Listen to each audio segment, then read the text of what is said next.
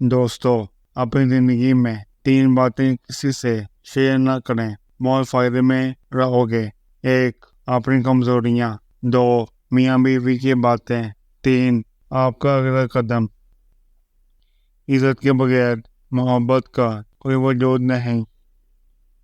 بے وفائی ایک برائی ہے جو مرد یا عورت کسی میں بھی پائی جا سکتی ہے۔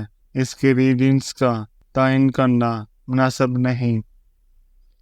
مرد کہتا ہے عورت ذرا سی بات پر رونے لگ جاتی ہے اور یہ بھول جاتا ہے کہ وہ مرد کے لیے ہی ظاہر ہوتی ہے، باپ، بھائی، شوہر، بیٹا اور محبوب۔ رسوائی کے بعد بھی اگر کسی کو محبت پر قائم دیکھا تو مرد کو دیکھا۔ محبت میں محبوب کی خاموشی خطرناک زہر کی طرح ہوتی ہے۔ ہم سفر خوبصورت ہو یا نہ ہو، لیکن دل سے قدر کرنے والا ہو تو زندگی آسان ہو جاتی ہے۔ محبت تو اللہ کی صفت ہے۔ محبت کرنے والا شخص بد کردار نہیں ہو سکتا۔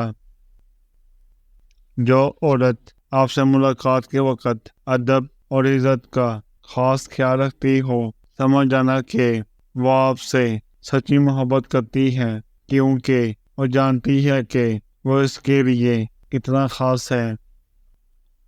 کوئی بھی فیصلہ کرنے سے پہلے اتنا ضرور یاد رکھنا کہ ہر قسم توڑنے کا کفارہ نہیں ہوتا، کچھ قسمیں توڑنے کی سزا ہوتی ہے۔